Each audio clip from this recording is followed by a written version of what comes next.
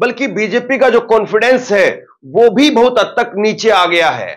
और इसकी एक ताजा बानगी आपको देखने को मिलेगी उत्तर प्रदेश के अंदर।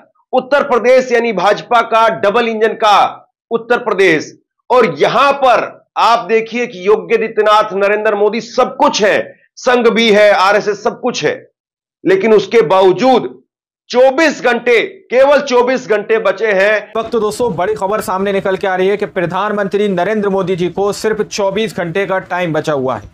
इस वक्त प्रधानमंत्री नरेंद्र मोदी जी खौफ के अंदर होते हुए नजर आ रहे हैं दोस्तों। वहीं पर दावा किया जा रहा है कि बीजेपी के अंदर उत्तर प्रदेश से लखनऊ तक भगदड़ मची हुई है दोस्तों। आधी रात को अखिलेश यादव ने एक बड़ा ऐलान कर दिया, जिसके बाद से काफी बड़े सवाल खड़े होने लगे दोस्तों। दावा किया जा रहा है कि मोदी जी के पास सिर्फ 24 घंटे बचे हैं। आप लोगों को पता है कि उत्तर प्रदेश के अंदर 9 सीटों पर चुनाव होना बाकी है दोस्तों। इसी को लेकर बड़ी खबर सामने निकल कर आई है और आधी रात को अखिलेश यादव ने क्या ऐलान किया और आखिर किस चीज के लिए प्रधानमंत्री नरेंद्र मोदी जी के पास 24 घंटे बचे, जिसको लेकर इस वक्त बीजेपी के अंदर भगदड़ मची है। हमारे साथ वरिष्ठ पत्रकार मौजूद हैं, आप लोग उनकी इस रिपोर्ट को देखिए। 2024 के लोकसभा चुनाव से पहले जहां जहां पर बीजेपी की जीत होती थी तो चैनलों के अंदर कसीदे पढ़े जाते थे कि बीजेपी चुनाव जीतने की मशीन है। नरेंद्र मोदी जब 2019 का लोकसभा चुनाव जीत करके आए तो 2024 की उन्होंने तैयारी कर दी थी।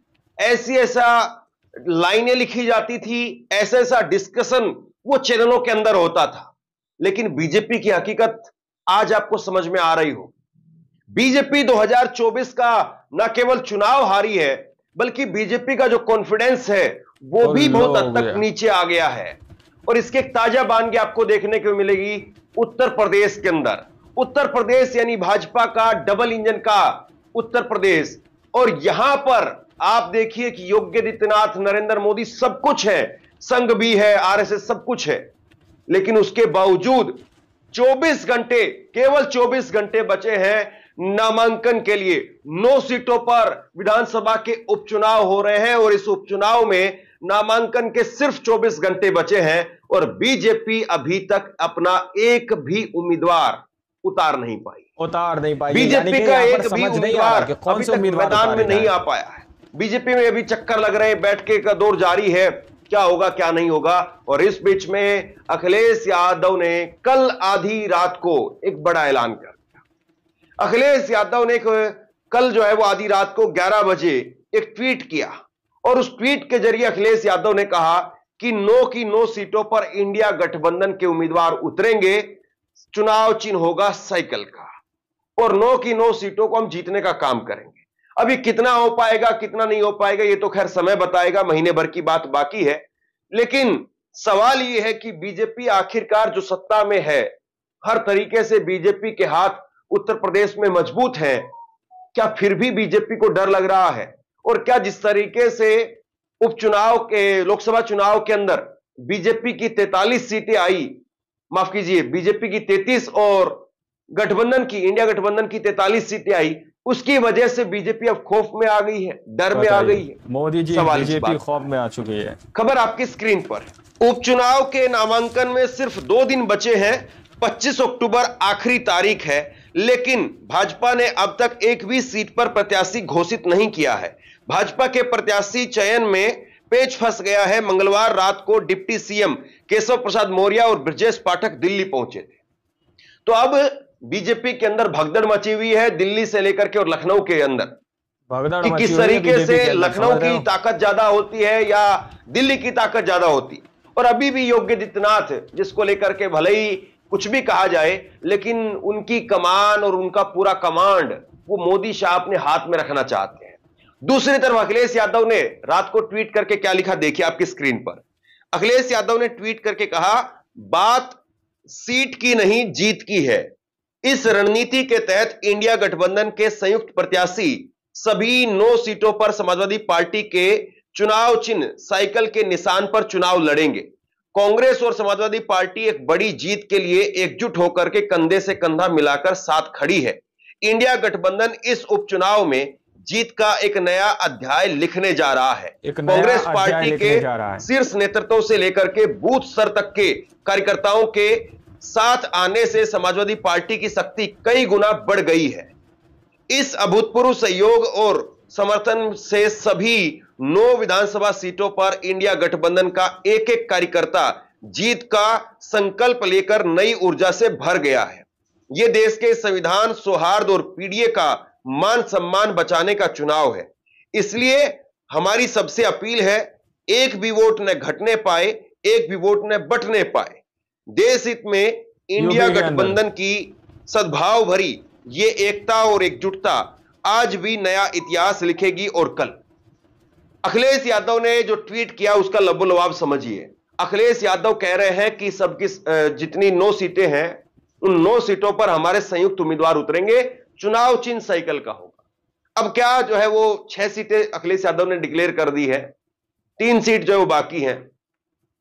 अब इन 3 सीटों में अखिलेश यादव क्या कांग्रेस के किसी उम्मीदवार को ला करके साइकिल के चुनाव चिन्ह पर लड़ाएंगे, या फिर कांग्रेस पार्टी ने ही जो है वो अखिलेश यादव को फ्री हैंड कर दिया है। बताया जा रहा है अखिलेश यादव और राहुल गांधी की मुलाकात हुई है।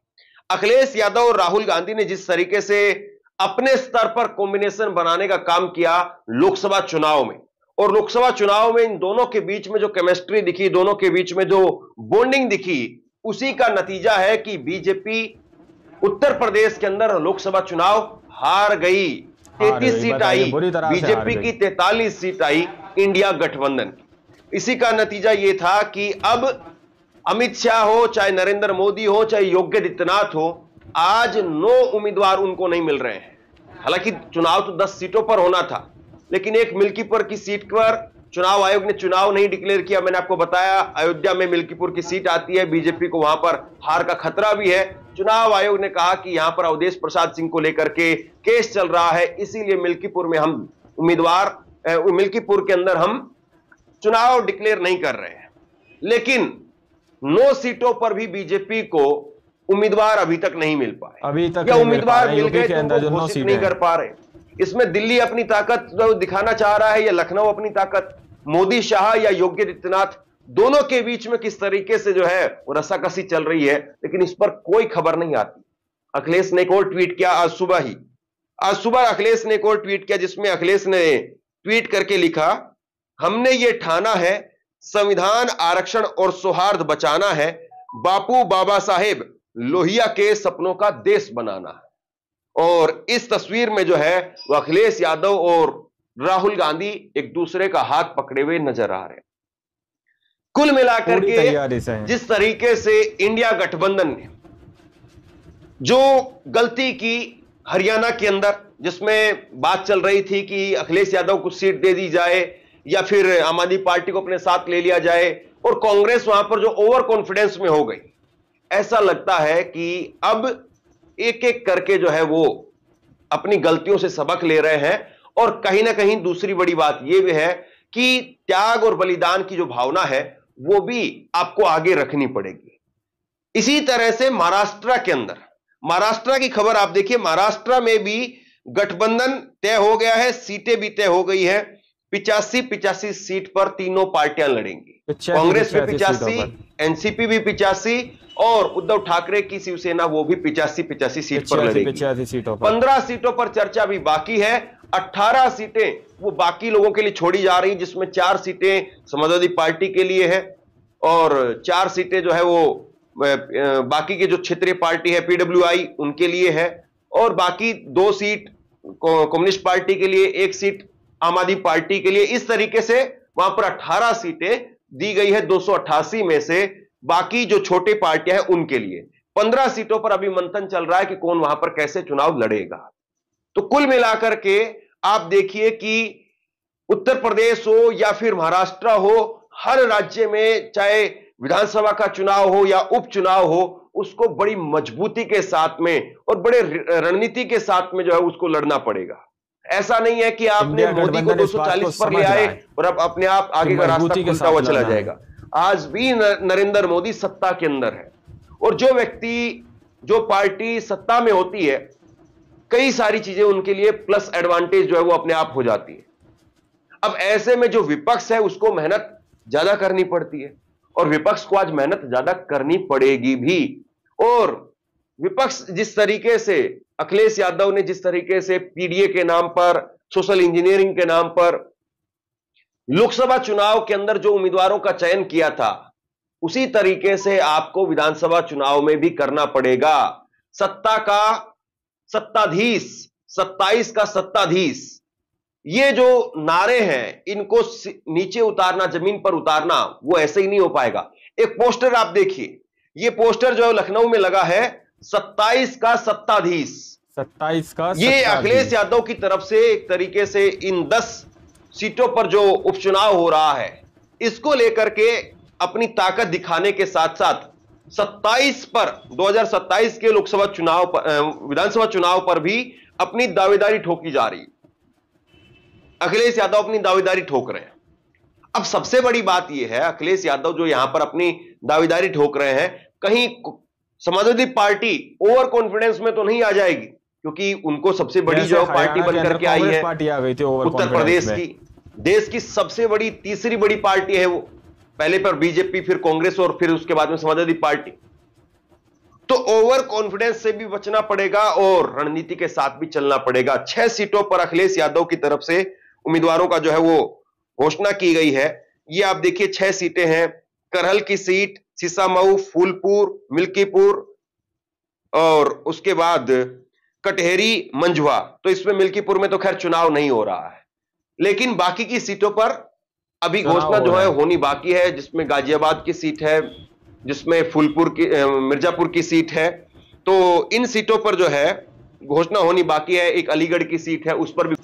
तो आप लोगों ने इस वीडियो को शुरू से आखिर तक देखा। वीडियो के अंदर साफ तौर पर बताया गया कि किस तरह से अभी तक 24 घंटे बचे हैं सिर्फ बीजेपी सरकार के पास, लेकिन अभी तक नामांकन नहीं हो पाया। दोस्तों, क्या आखिर कौन से वहां पर कैंडिडेट को उन 9 सीटों पर बीजेपी पार्टी उतारेगी? यानी कि इस वक्त बीजेपी पार्टी का कॉन्फिडेंस जो है दोस्तों पूरी तरह से लो स्तर पर पहुंच चुका है। जब से अयोध्या के अंदर बुरी तरह से उत्तर प्रदेश के अंदर हार हुई है दोस्तों, उसके बाद से बीजेपी पार्टी नहीं समझ पा रही कि आखिर यूपी के अंदर चुनाव जीता जाए तो कैसे जीता जाए, क्योंकि प्रधानमंत्री नरेंद्र मोदी जी हो या अमित शाह जी हो या योगी आदित्यनाथ जी हो, इन लोगों को अयोध्या के अंदर बहुत ज्यादा आस थी, क्योंकि वहां पर करोड़ों रुपया खर्च कर दिया गया था राम मंदिर को ऊपर ताकि लोग उनको वोट दें। लेकिन उसी जगह से जनता ने जवाब दिया कि यहां पर धर्म की राजनीति नहीं चलेगी। अब यहां पर दोस्तों सवाल ये उठता हुआ नजर आ रहा है कि 24 घंटे बचे हैं मात्र, लेकिन अभी तक किसी भी कैंडिडेट का नामांकन नहीं हुआ है, किसी भी कैंडिडेट का नाम सामने निकलकर नहीं आया कि आखिर कौन से कैंडिडेट को इन 9 सीटों पर बीजेपी पार्टी उतारेगी। यानी कि कहीं ना कहीं बीजेपी के अंदर खलबली मची हुई है कि अगर यूपी के अंदर ये 9 सीटें हाथ से निकल गई तो फिर और जगह की सीटें भी हौले हौले करके हाथ से निकलती चली जाएंगी। अब आप लोग इस रिपोर्ट के बारे में क्या सोचते हैं, क्या समझते हैं? अपनी राय कमेंट सेक्शन में जरूर दीजिएगा। मिलते हैं अगली वीडियो में, जब तक के लिए जय हिंद, जय भारत।